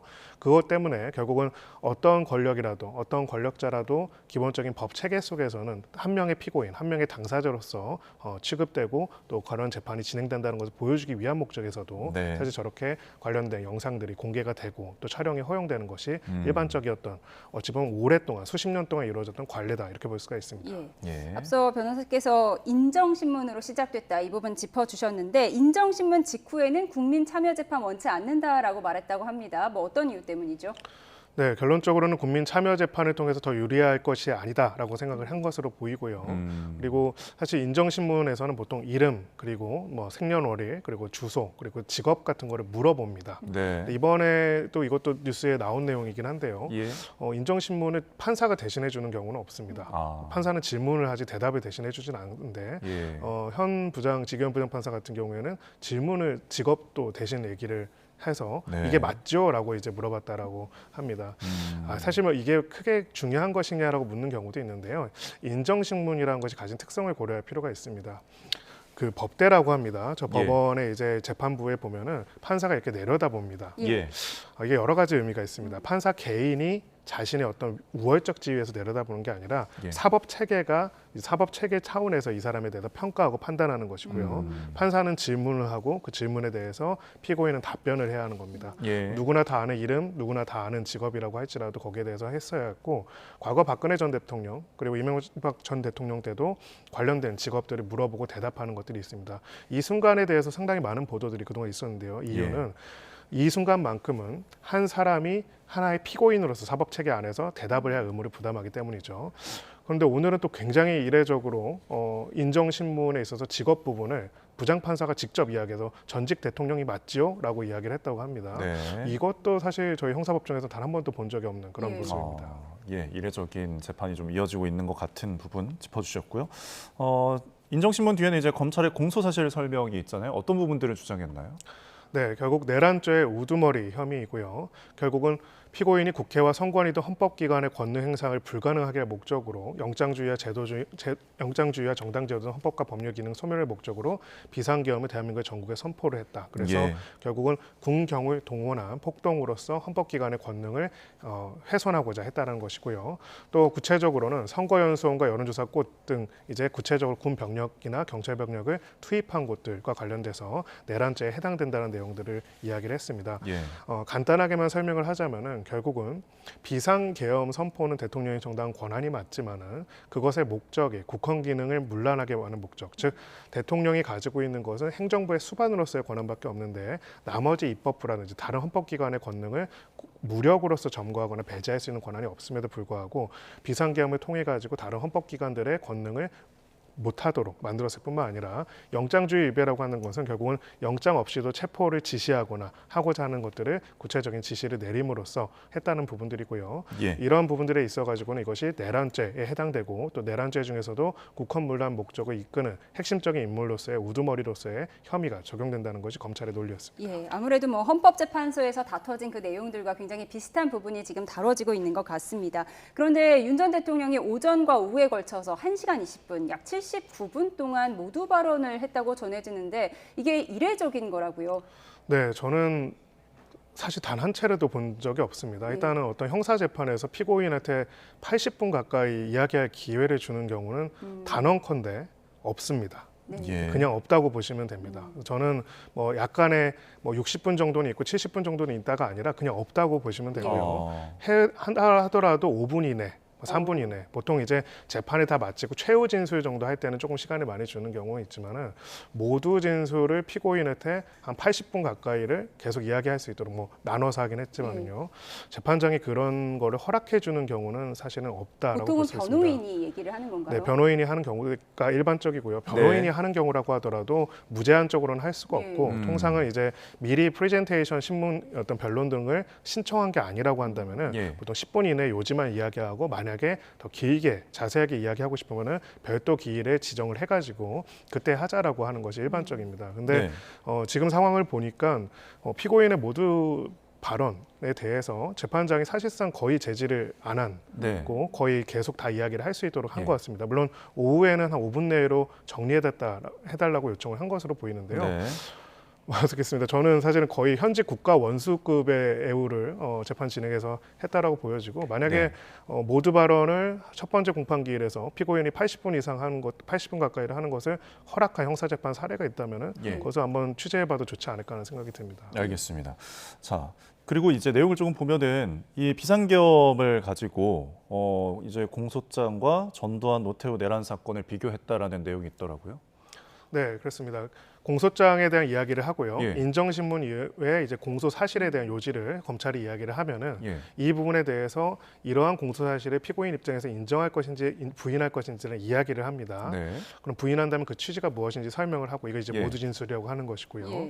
보통 이제 간단하게 공소 사실을 부인합니다라고 이야기를 하는데 아주 자세하게 이야기를 했다고 하고 그 핵심은 이제 과거에 전직 대통령으로서 내란죄로서 처벌을 받은 사례가 있는 전두환 노태우 전 대통령 같은 경우에 관련돼서 구체적인 실탄 지급이라든지 군 장악이라든지 여러 가지 요소들이 있어서 이번에 비상기엄과는 궤를 달리한다라는 내용들을 구체적으로 자세하게 설명을 했다. 이렇게 보도가 됐습니다. 예, 네. 공소사실 부인하는 와중에 오전 발언 중에서 보면 수사 초기에 겁먹은 사람들이 수사기관의 유도에 따라 진술한 부분이 있다. 이렇게 주장을 했습니다. 이게 받아들여질 수 있을까요? 어떻게 보세요? 네, 이미 그런 주장에 대해서는 지금까지 형사재판과 헌법재판의 기본적인 법리적 구성이 약간 다르기는 하지만 네. 특정한 기초적 사실관계가 무엇이었는지에 대한 판단이 아주 다르다고 볼 수는 없습니다. 이미 헌법재판소의 지난 탄핵심판 과정에서 각각의 진술과 증언 중에서 그 진술들이 얼마나 객관적 사실에 부합하는 증언으로서 신빙성이 있는지에 대해서는 재판관들이 일치된 의견들로 판단을 했기 때문에 아무래도 형사재판이 더 엄격하잖아요. 그렇습니다. 네. 그래서 그 부분에 있어가지고는 특별하게 더 달라질 가능성이 낮다라는 생각이 들고요. 특별히 이제 당시에 진술을 한 사람이 한 명이 아니라 아주 여러 명인데 예. 그 사람들이 다 유도 신문에 따라 가지고 허위로 잘못된 과장된 진술을 했다라는 그런 부분들에 대해서는 네. 앞으로 이제 각각의 진술을 한 사람들이 재판에 출석을 해서 직접 법정에서 증인신문 과정에서 증언을 하는 과정에서 이러한 피고인 측의 주장이 사실에 부합하는 주장인지 아닌지가 결정이 될 것이다 이렇게 볼 수 있습니다. 네, 그렇습니다. 그리고 이제 오후부터는 검찰의 증인 주신문이 이어지고 있습니다. 아무래도 이 증인에 대한 부분들 무엇을 확인하고 싶은지 좀 이것이 관심인데 일단은 조성현 수도방위 사령부 1경비단장은 조금 전에 이제 증인신문을 마쳤다고 하고요. 그리고 이제 김영기 대대장도 있는데 어떤 부분들을 확인하려고 하는 걸까요? 네, 결국은 오늘 이제 피고인 측의 가장 모든 발언의 핵심은 경고형, 메시지형 계엄이었다. 실제로 이제 국회의 권능을 훼손하거나 그럴 의사가 없었다라고 주장을 하는 게 가장 핵심적 내용이었습니다. 예. 여기에 대해서 가장 반대되는 강력한 증거는 계엄 해제를 대통령이 스스로 자발적으로 한 것이 아니라 국회 계엄 해제 의결을 통해서 하게 된 건데 실제로 국회가 계엄 해제 의결을 하는 것을 막기 위해서 국회를 봉쇄하고 의원들을 끌어내려고 하는 체포해서 끌어내고자 하는 계엄 해제 의결 방해를 구체적으로 대통령이 지시했는지가 앞으로 내란죄 우두머리 혐의에서 가장 중요한 한 문장이라고 볼 수가 있습니다. 네. 그 부분에 있어가지고 구체적으로 수방사 그리고 특수전 사령부의 각각의 실제로 실무를 담당했던 대대장들이 국회 본청에 진입하고 국회의원을 끌어내라는 지시를 받았다는 내용들을 검찰의 진술 과정에서 조사 과정에서 진술을 했고요. 예. 헌법재판소 증인신문 과정에서도 비슷한 취지의 증언을 했습니다. 지금 그 수방사 제1경비단장 조성현 단장 같은 경우에는 이제 오후 증인신문이 좀 마무리가 된 것으로 보이는데 예. 동일한 취지로 당시 구체적으로 의원들을 끌어내라는 지시가 있었다라는 것을 증언을 했고요. 이 점은 이제 두 가지 점을 반박하는 것입니다. 첫 번째는 경고성 계엄이기 때문에 당시에 국회의 어떤 계엄 해제 의결을 막으려는 구체적인 군경 동원을 안 했다라는 내용에 대한 강력한 반대 증거라고 볼 수가 있고요. 예. 두 번째는 검찰에서 겁을 먹어가지고 허위로 진술을 했다는 것에 대해서 만약 이런 주장을 누군가가 피고인 측에서 한다면은 법정에서 재판부 앞에서 반대 신문권을 보장한 상태에서 증인 신문을 해서 이 증언이 얼마나 신빙성이 있는지를 확인합니다. 예. 그 절차에서 적어도 조성현 단장 측은 이 부분에 대해서 구체적 지시를 받았다라는 것을 법정에서 다시 한번 확인하는 증언을 한 그런 상황입니다. 예. 네. 그런데 윤 대통령 측에서는 오늘 반대 신문하지 않겠다 이렇게 밝혔는데 그럼 그 이유가 뭐죠? 사실 그것도 좀 굉장히 이례적입니다. 네. 기본적으로 증인 신문이 예정되어 있는 것이 이미 한참 전부터 고지가 되어 있다고 한다면은 당연히 그 증인 신문에 대해서 다시 반대 신문을 준비해서 하는 것들이 일반적이고요. 그런 부분에 있어가지고는 오늘 증인 신문 중에 이제 피고인이 직접 이 부분에 대해서 왜 검찰에서 이 시점에 첫 번째 공판기일에 기자들도 이렇게 많은데 이렇게 불리한 증언을 하는 증인을 불렀느냐라는 문제 제기를 하기도 했습니다. 예. 결국은 이제 반대 신문을 일반적으로 안 한다는 거는 조금은 이해하기는 어렵지만은 예. 그런 부분에 있어서 현재 이 적대적 증인에 대한 어떤 반대 신문 자체를 어떻게 보면은 부적절하다라고 판단을 한 것이 아닐까라고 추론해 볼 수 있습니다. 근데 오늘 이례적이라는 말씀을 많이 드렸는데요. 솔직히 검찰이 증인신문을 하는 과정에서 검찰 측 증인신문 과정에서 피고인이 중간에 끼어들어가지고 막 발언을 하면서 왜 이 사람부터 불렀느냐. 네. 라고 하는 경우 전 본 적이 없습니다. 네, 그래서 사실 그거를 재판부가 허락해주는 경우도 없고요. 예. 자신의 증인신문 차례가 아닌데 다른 증인신문하는 과정에서 상대방 측에서 뭐 재판 진행에 있어서의 소위 말해서 유도신문입니다라고 이의 신청하는 게 아니라 예. 왜 이 증인이 지금 나와서 이렇게 하고 있느냐라고 항의를 한다는 것은 일반적 사건에서는 사실 허용되지 않는 것이다. 이렇게 볼 수 있습니다. 그러니까 뭐 불리한 증언이 나올 가능성을 원천 차단했다. 뭐 이렇게 볼 수도 있겠네요. 윤 전 대통령 측에서는. 예. 사실 원래 국무위원을 상대로 오늘 증인신문이 예정되어 있다가 이제 바뀐 상황이라서 그런지 윤 전 대통령이 직접 발언을 하면서도 이제 계엄령 선포 직전에 국무회의 관련 발언을 했는데 결국은 있었다라는 주장인 거죠. 네, 정상적인 국무회의가 다 있었고 절차적인 하자가 없다라는 것을 이야기를 하는 것이고요. 예. 그 점을 오늘 또 다시 한번 이야기를 한 것으로 보입니다. 다만 기본적으로는 이 국무회의가 적법하게 이루어졌는지에 관해서는 형사 사건은 아니지만 그래도 헌법재판소의 판결 과정에서 결정 과정에서 정상적인 국무회의 절차도 거치지 않았다는 부분도 이미 한번 인정된 부분이 있기 때문에 형사 사건에서도 피고인 측의 주장과는 별개로 재판부 차원에서 완전히 다른 결정을 하기는 좀 어려울 것으로 보입니다. 예. 그러면 뭐 다음 재판 일정 좀 짧게 정리해 주시죠. 네, 이제 기본적으로는 앞으로도 계속 증인신문들이 주로 이루어질 것이라고 보일 수가 있고요. 네. 그 과정에서 결국은 핵심적인 건 그것이 있습니다. 군경을 동원해서 경고성만 계엄을 하고자 했다는 것이 계속적으로 이야기를 하는 건데 그게 아니라 이제 구체적으로 당시에 출동한 군경이 어떤 지시를 받았는지 그 지시 과정에서 어떤 부분들에 대한 구체적인 물리적인 행동들을 하고자 했는지가 핵심이라고 볼 수가 있고요. 지금 나와 있는 것처럼 2차 공판기 그리고 3차, 4차 공판기를 다 지정이 되어 있고 최소한 이제 일주일에 한두 번 이상씩 계속적으로 이루어지게 되어 있습니다. 이유는 여러 사람들이 진술한 내용들이 증거로서 제출이 되어 있고 그중에서 이제 피고인 측에서 부동의한 증거 같은 경우에는 검찰이 증인으로 신청해서 증인으로 출석해서 재판정에서 증언이 이루어져야 할 필요성이 있기 때문에 이 부분에 관한 여러 가지 공판 절차들이 계속적으로 진행될 것이다 이렇게 볼 수가 있습니다. 알겠습니다. 앞으로도 또 어떤 증인신문이 이어지는지 또 내용이 들어오면 전해드리겠습니다. 지금까지 김성훈 변호사와 함께 이야기 나눠봤습니다. 오늘 고맙습니다. 고맙습니다. 오늘도 전국에 봄비가 이어지고 있습니다. 지금도 내륙 곳곳에는 선발적인 비가 이어지고 있는데요. 대설주의보가 발효 중인 강원 산간에는 내일 새벽까지 최고 5cm의 눈이, 호남 동부와 경북 북부, 제주 산간에도 1에서 5cm의 눈이, 또 그 밖의 지역에도 1cm 안팎의 눈이 내리겠고 5에서 10mm의 비가 벼락과 돌풍, 우박을 동반해 요란하게 내리겠습니다. 비와 눈은 오늘 밤 중서부 지방부터 점차 그치겠고요. 내일 낮부터는 다시 기온이 오름세를 보이겠습니다. 내일 서울 낮 기온이 14도로 오늘보다 8도가량 높겠고요. 점차 추위가 물러가면서 수요일에는 22도까지 오르겠습니다. 다만 아침 저녁으로는 일교차가 크게 벌어지니까요. 봄철 건강관리 잘해주셔야겠습니다. 날씨였습니다. 이상으로 월요일에 보내드린 뉴스온 마치겠습니다. 네, 함께해 주신 여러분 고맙습니다.